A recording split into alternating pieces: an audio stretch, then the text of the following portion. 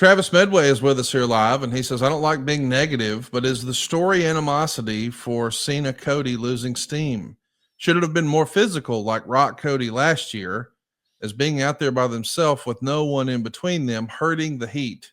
So there's a lot to unpack there, but I just want to say at the top here, Eric, we've got 5 episodes of television. There's 3 SmackDowns and 2 Raws in between us and WrestleMania. So there's 5 more live shows to advance this. Of course, he's referencing the beatdown in the rain with behind, the building in front of all the production trucks with the belt and all that stuff. Yes, that happened on the way to WrestleMania, but we've got 5 weeks to get there. I just don't think we've gotten there yet, Eric. What say you? No, I'm not feeling it. No, I haven't watched the shows, in their entirety, but I do go back and watch Cody's stuff.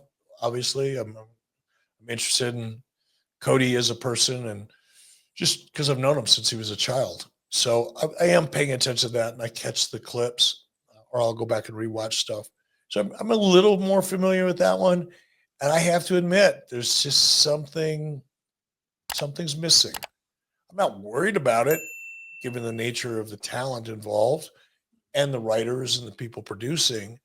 To your point, we've got 5 weeks. Yeah. But at this stage of the arc, do I feel compelled to stay on top of it? No, I'll catch up when I can.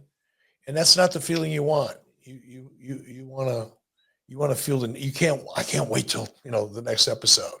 You want to see the next step in that story. Not quite there yet. We're getting a lot of questions about Booker T. I don't know that you've kept up with this. Have you seen Booker T in the news this past week? A little bit, yeah. Negative stuff. So the idea is, I guess, Shane Strickland, who we know as Swerve Strickland, sat down and did an interview with DJ Vlad, who is a big influencer in the hip hop space. And I'm actually very familiar with Vlad TV and count myself as a YouTube subscriber. But I guess there's some heat because once upon a time, Booker T was maybe agreeing to do a DJ Vlad interview and it didn't come to fruition. And when it bubbled back up, Booker said, thanks, but no thanks. So I guess Vlad has heat with Booker T over whether or not he'll do an interview.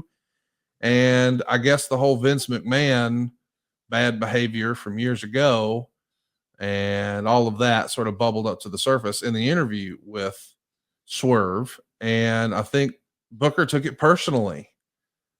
I wanted to get your take on this, if you have an opinion or if you've kept up with any of this at all.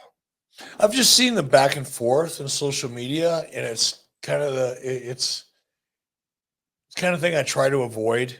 I'm actually unfollowing certain people that just either because all they do is talk about the dumbest things in the world, or their takes are so hot garbage that I feel dumber every time I see one.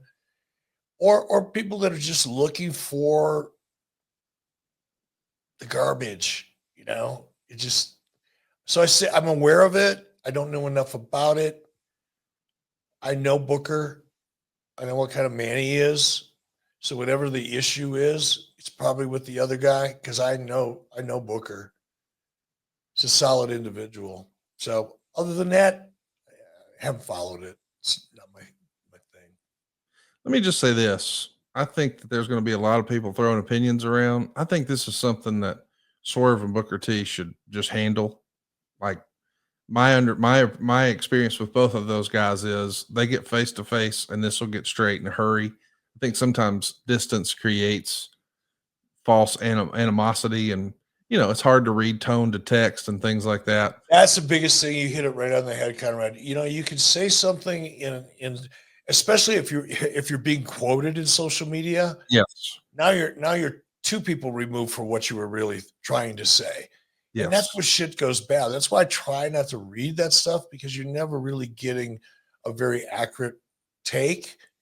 And sometimes people just try to be funny, or they try to word things, or in their minds they're saying it one way, but you're reading it and it comes off completely different. That's right.